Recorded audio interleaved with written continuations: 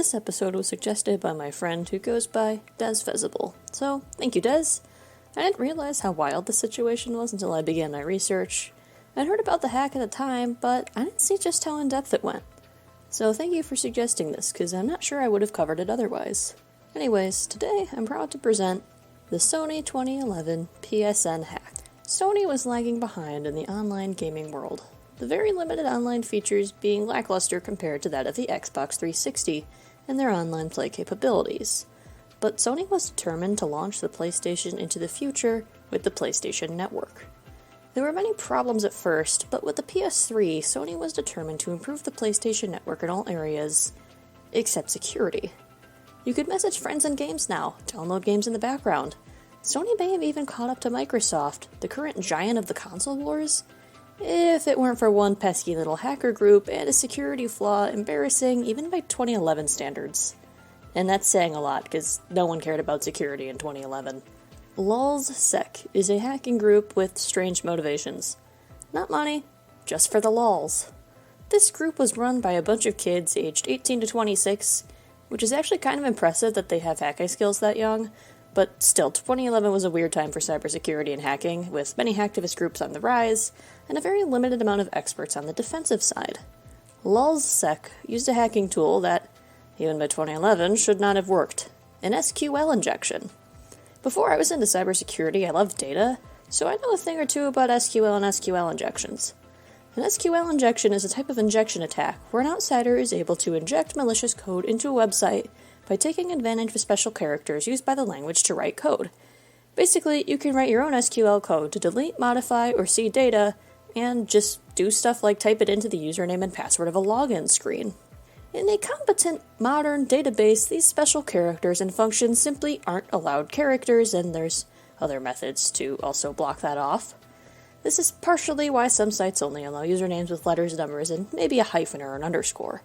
To highlight how basic of an attack this is, I taught myself how to do it before I even got into my hacking classes in about 30 minutes. It's not that hard.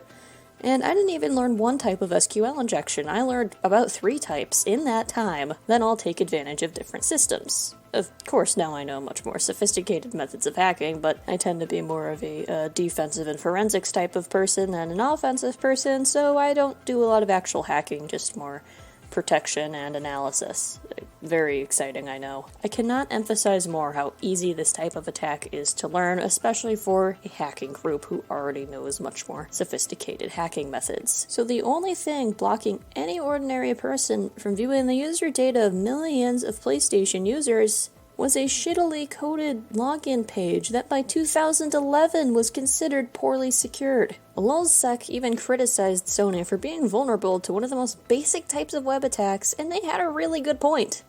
Anyone could just copy and paste this code from the internet and see all sorts of user data Sony had. You don't even need to know the technicalities behind it. You can Google SQL injection, copy and paste it.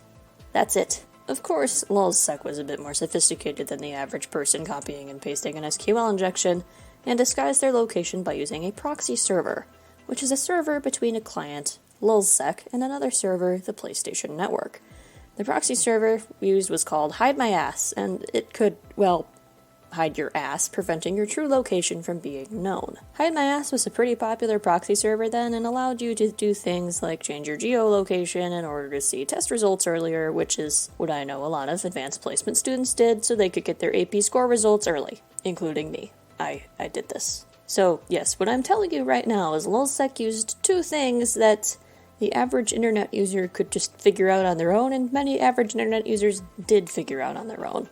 At least in the case of Hide My Ass, I think an SQL injection may be a little out there for the average internet user, but someone with a decent hacking foundation would know about it. Anyways, back to the story, as much as I like to criticize Sony. LulzSec likely performed the attack April 17th, 2011, and Sony took the PlayStation offline 3 days later, April 20th.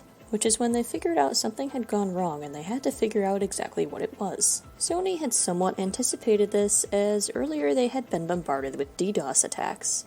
A distributed denial of service attack is an attack where multiple computers all over the world bombard servers with requests. These knock the server offline because they're not able to handle this amount of requests. These attacks were performed by the infamous hacker group Anonymous, But Anonymous quickly stopped these attacks when they realized they were really only hurting players, and they didn't want to do that. They wanted to harm Sony directly. Customers were growing restless as 5 days later the PlayStation Network was still down and Sony was panicking. They knew they had a bad situation on their hands that they did not fully understand the extent of. All they knew was that personal information was stolen and they had to take down their network to avoid any future attacks. Finally, on May the 1st, the PlayStation networks were back up. Sort of. Services were rather limited, but it was better than nothing for PlayStation users. Except you couldn't play games, so no, it really wasn't. The very next day, Sony realized they had to explain themselves. A representative explained that servers had been down and were still mostly down because information from 77 million PlayStation accounts were accessed by the external lulzsec attack. This included credit card information. However, Sony encrypted this information. Encryption is scrambling the data into an unreadable form and only unscrambling it when a certain code is used. The credit card information was therefore not accessible to anyone on the outside, and to Sony's credit, they did offer identity theft protection to users. For free, All Clear ID would ensure that users did not have credit cards floating on the dark web and offered complete identity repair in the event of a theft, for up to $1 million per users for up to 12 months after the attack. By May 6th, the entire infrastructure for the PlayStation Network was nearly rebuilt. And I will just say that if your network is so insecure that you have to rebuild it from scratch, you have fucked up majorly somewhere along the line. Sony, however, still did not know the extent of the attack, and even admitted they could not say for certain that details like names, emails, and even home addresses were not breached. Spoiler alert, they were available. Not only, but purchase history and answers to security questions were made available as well. These details were of 77 million players, 77 million addresses, 77 million usernames, 77 million email addresses, 77 million real names could still be out there. Sony promised enraged gamers they'd still be able to play soon and there was nothing to worry about. They tried to explain that they'd kept this information secret for a bit to avoid hackers doing even more damage, that they would ensure your identity was protected with All Clear ID. Slowly, by May 14th, normal online services returned to North America, and Sony quickly had to shut down their password reset system on the 18th again, because apparently you could just reset other users' passwords. I'm not even sure how you could possibly fuck up that bad, but compared to repairing their entire network infrastructure, that was a pretty quick fix, and didn't take them down for too much longer. Sony ended up being fined 250,000 British pounds, or $395,000 for poor security practices by the UK government. After this event, Sony had to change their terms and conditions, not to improve security, but for pure damage control. Sony made users agree to give up their right to form a class action lawsuit against them in any future security breaches, and generally made it a lot more difficult to sue them in case your data was leaked. Sony did hire additional security professionals to implement any measures they could, required users to change their passwords, and promised to reveal all information to the public that I just explained to you today. I could not find evidence of credit cards used in the Sony 2011 PSN data breach being used fraudulently, but they still lost the trust of many users. Sony danced around problems and were vague until they realized they couldn't avoid telling the truth about sensitive data possibly out there. Sony settled class action lawsuits by handing out free games, which cost them next to nothing, but ended up forking over $2.75 million actual US dollars to attorneys.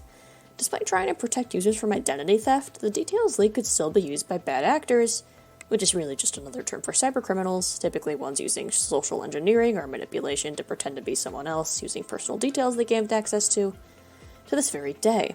Knowing someone's former address can answer identity questions at banks and still allow for identity theft even after a year that All Clear ID gave them had passed. At the time, this was the biggest data breach, and it was humiliating for Sony. There have been data breaches larger than this, but none that knocked out entire networks for nearly a month, while network infrastructure had to be completely rebuilt. And like most data breaches, Sony knew of this vulnerability beforehand and simply did not believe it would be exploited, despite how easy it was to exploit. After bleeding hundreds of millions in scrambling to go back online, lost sales, hiring new security professionals, and in lawsuits, Sony soon learned that no security is far more expensive than good security. A lesson that will be learned time and time again with corporations that should know better. My name is Chloe Tonis, and thank you for tuning in to this episode of Bite Size Cybercrime. Next week will be almost like a part 2, where I'll talk about Sony again. The poor mega corporation that just couldn't catch a break in the early 2010s. Until next time, stay secure.